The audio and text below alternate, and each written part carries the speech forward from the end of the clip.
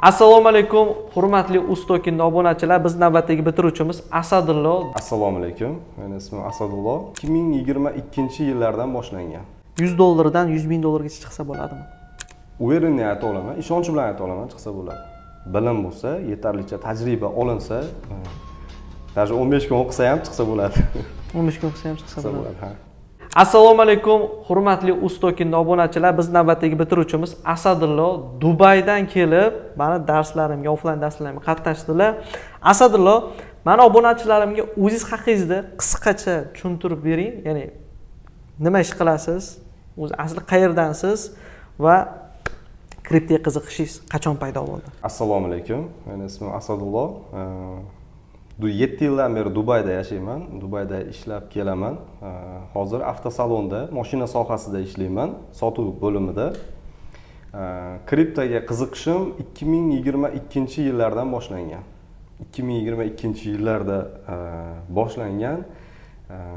Lekin hech bilim olib ishlashga vaqt bo'lmagan, ish bilan bo'lganman.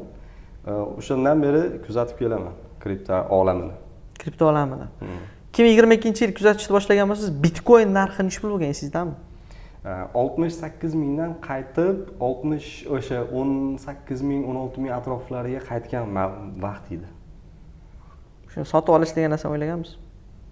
O'ylaganman, lekin tushunmaganligim sababli, bilmaganligim sababli, bilimim yo'qligi sababli uncha u paytda uncha ishoncham bo'lmagan, to'g'risi. Keyin o'tkazib o'rganman. O'tkazib o'rgansiz. Tushunarli. Dubayda 7 yildan beri yuribman deyapsiz. Kayfi hal aka? Alhamdulillah, shukran. Kayfa kenta. Alhamdulillah. Endi sal-pal bilamiz biz ham endi. Asadullo, sizga savol. Mana shu kriptoga, mana shu offline darslarimizga qatnashishdan oldin siz o'zingiz shaxsan savdo ochganmisiz? Agar ochgan bo'lsangiz, natijalar qanaqa bo'lgan? Ha, ochganman, yo'q deya olmayman, lekin natijalar unaqa qoniqarli bo'lmagan. Natijalar yomon bo'lgan desa ham bo'ladi. Chunki bilim yo'qligi sababli, tavakkal qilib kirilganligi sababli juda ko'p treytlar o'xshamagan. Juda katta treytlar o'xshamagan. Zarar bo'lganmi? Ha, bo'lgan. Zarar bo'lgan. Qancha sir bo'lmasa? Kriptoda aytaymi yoki undan oldin ozgina Forexda ham ishlab ko'rganman. Forexda ham. Forexda aytdim. Forexda umumiy hisoblasak $10,000 zarar bo'lgan. $10,000. Men esda qolganim va maydalarini hisoblamaganda. Bundan oshishi mumkin. Oshishi mumkin albatta. Kriptodachi? Kriptoda $1,800 yo $2,000 zarar qilganman. Zarar qilgansiz. U ham futures? Aralash. Futures undan keyin spotda ham ishlab ko'rganman, spotda ham minus. Spotda ham minus. Tushunarli. Mana bizning darslarimizga 15 kun offline darslarga qatnashishdan oldin sizda mana shu darslarga nisbatan qanaqadir kutuvlar bo'lgan, to'g'rimi? Mana uni o'rganarman, buni qivorarman, bu qivorarman degan narsalar. Mana shu kutuvdagi siz kutib turgan narsalaringizni men bera oldimmi? Nimaga bu savolni beryapman? Chunki ochiq-oydin gapirish kerak bu savolga javobni. Chunki men shuni xohlaymanki, hamma ochiq-oydin gapirsa, tanqidni men ko'taraman. To'g'ri endi. Og'riqli bo'lishi mumkin, lekin men ham ko'taraman. Chunki sizdan keyingi keladigan bolalarga men yanada diqqatliroq bo'larman. Yanada qattiqroq, balki yaxshiroq tushuntirarman. Shu narsa uchun siz kutgan narsalarni men bera oldimmi? To'g'risini faqat gapiring. Xo'p, to'g'risini aytadigan bo'lsam, mana men bundan oldin Dubayda mana o'qishda shu kripto sohasini o'qimoqchi bo'lib, juda ko'p izlandim. Juda ko'p kimda o'qisam ekan, kim bilan o'rgansam ekan, qaysi biri ma'qul bo'lar ekan, qaysi odam bilan o'rgansam rostdan ham natijaga chiqa olaman ekan degan savollar qiynab ko'p e'tibor berib yurdim. Ko'p trading bilan shug'ullanadigan, kripto bilan shug'ullanadigan odamlardi va oxiri men sizni ko'rganimdan keyin o'yladimki, men mana shu yerda rostdan ham yaxshi o'rgansam bo'ladi. Vaqtimni sarflashga arziydi degan xayol keldi. Undan keyin mana ishdan mana 1 oylikka vacation olib, ya'ni dam olish olib keldim. Kelib mana 15 kun o'qidim. O'qish to'g'risini aytsam, men o'ylagandan ham oshiqroq bo'ldi. men bunaqa ko'p bilim beriladi, bunaqa ko'p narsalar shu 15 kun ichida o'rganiladi deb o'ylamagandim. 15 kunga oshiqchasi bilan berildi bilimlar. Oshiqchasi bilan. Lekin albatta olib ketish, natijani davom ettirish odamda ko'p o'ziga bog'liq, lekin bunda ham albatta bilim ko'p rol o'ynaydi. Bilim ko'p rol o'ynaydi. Tushunarli. 15 kun kam bo'ladi deb o'ylaganmisiz? Ha, o'ylagandim. Kam bo'lsa kerak deb o'ylagandim, lekin kuniga 4 soatdan mana oxirgi kun 6 soat dars o'tildi. Bu endi menimcha olaman degan odamga yetarlicha vaqt. Olaman odamga yetarlicha. Shunaqa. Nasadullo, bizni har darslarimizda to'g'ri, biz 3 kun turnir qilamiz. Kim ko'p pul topish degan. Asadullo birinchi o'rinda oldi. Hattoki mendan ham o'tib ketdi, kerak bo'lsa Asadullo. Asadullo, mana shu kim ko'p pul topish turnirida 2 kun padra yutqizib keldik, so'rang. Oxirgi kuni o'tib ketdingiz. Bu rejalashtirilganmidi ataylar? Shu oxirida o'tib ketaman deb yo bu omad bo'lib qoldimi? Yo shunga to'g'ri kelib qoldimi? Nima deb o'ylaysiz? Rejalashtirilmagan edi. Lekin harakat boshidan yutaman deb harakat qildim. Ba'zi bir joylarda o'xshamadi. Lekin oxirgi kuni bir tarafdan omad ham keldi, lekin shu o'rgatgan narsalaringiz, ayniqsa mana buyurtmalar kitobi, endi boshida balkim birdaniga darsda hali o'tilganligi uchun tushunmagandirman, lekin keyin mana oxirgi kunlarda o'sha tushunishni ozgina boshlagandan keyin, qolaversa mentorlar ham mana darsdan oldin ham kelganimizdan keyin ham tushuntirib bergandan keyin o'sha ancha tushuncha paydo bo'ldi.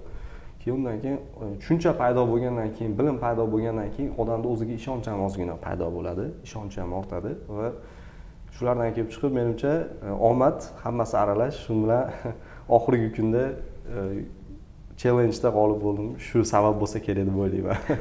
Meni yutdi bu bola. Ey gap yo'q. Har tomonlama shu o'tilgan darslar bu yerda rol o'ynadi, boshqa narsa yo'q. Boshqa oshiqcha bilim yoki boshqa joydan olib kelib o'rgangan narsalarimiz yo'q edi. Shu challenge'da ham Xudo xolasa bundan buyog'iga ham natijalarda mana shu bilimlar yordam beradi degan umiddaman. Xudo xolasa. Xudo xolasa. Asadullo, sizga savol.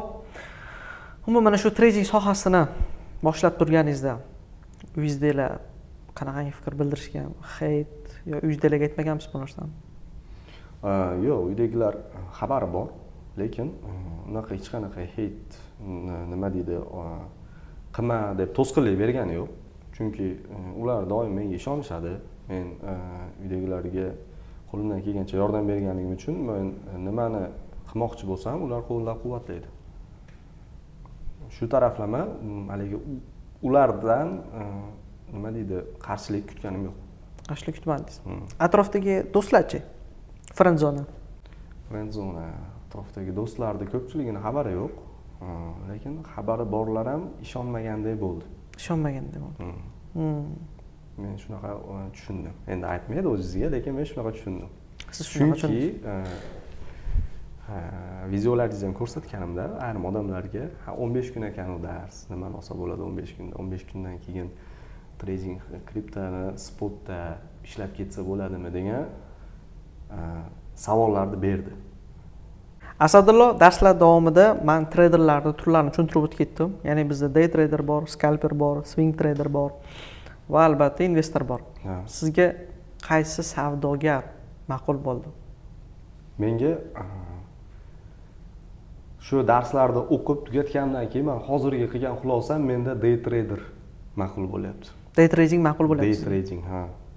Chunki shoshilmasdan, yaxshilab, men o'ylashimcha bir hozir meni endi kelajakdagi meni ishlamoqchi bo'lgan niyatim shu bir 10 ta, 15 ta tangalarda analiz qilib, shoshilmasdan vaziyat kelganda o'sha dayliga, kunlikka savdoga kirish. Ko'p hammasiga emas, 2 ta, 3 ta yoki oshig'i bilan 5 ta. Chunki mana o'zingiz psixologiya darslarida aytganingizdek, shoshilmaslik kerak baribir. Bozorni quvlab yetib bo'lmaydi. Bozordan olib chiqib ketaman hammasini degan narsa ham bo'lmaydi. Bozordan ayniqsa qasos olaman degan narsa bo'lmaydi. Hammasini yutqizadi odam. Shoshilmas kerak. Shoshilmasdan mana Kimlardir balkim skalpingda zo'rdir, kimlardir balkim swingda zo'rdir uzoq muddatga.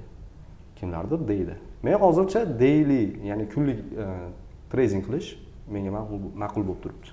Sizga ma'qul bo'lib turibdi. Gap yo'q.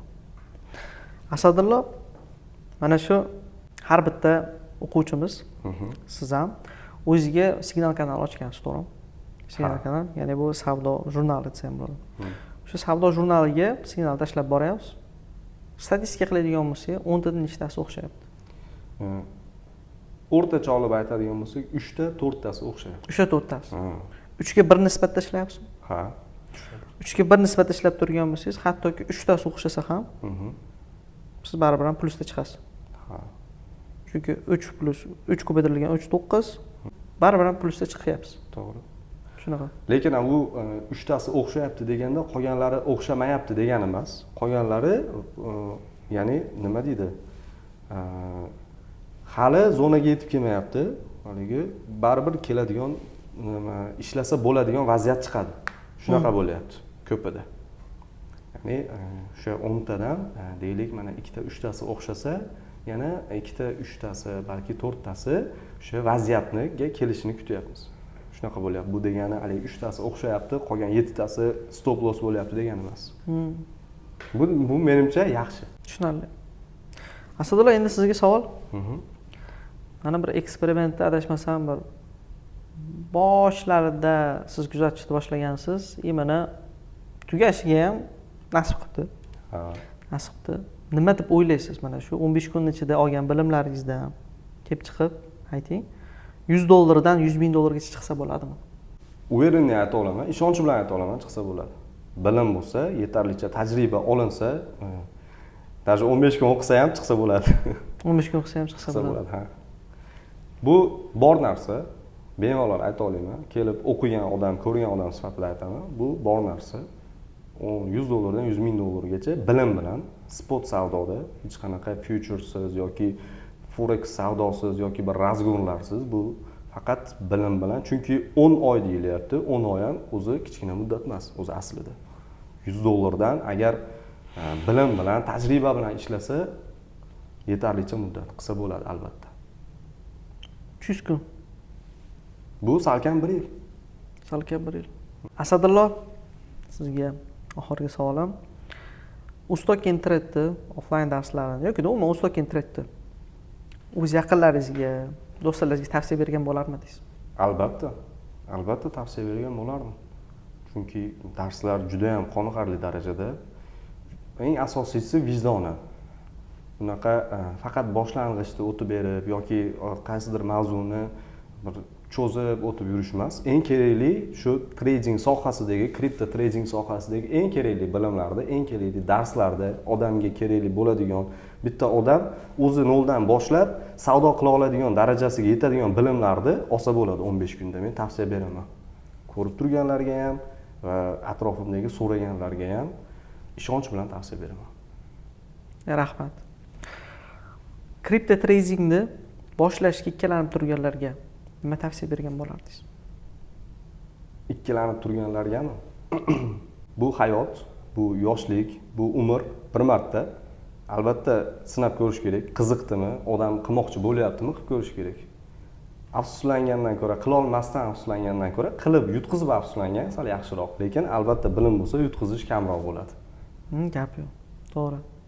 Asadullo, siz bilan tanishganimdan xursandman. Mana shu 15 kun mobaynida mendan yoki meni jamoamdan qanaqadir bir yomon gaplar o'tgan bo'lsa, men bor uzr, hammamiz insonmiz.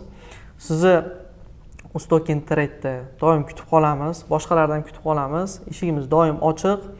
Sizga doim profitlar tilab qolamiz. Ustokin Trade jamoasi xush kelibsiz. Rahmat katta, sizlar ham sog' bo'linglar. Biliminglarga, bergan biliminglarga rozi bo'linglar. Rahmat. Rahmat.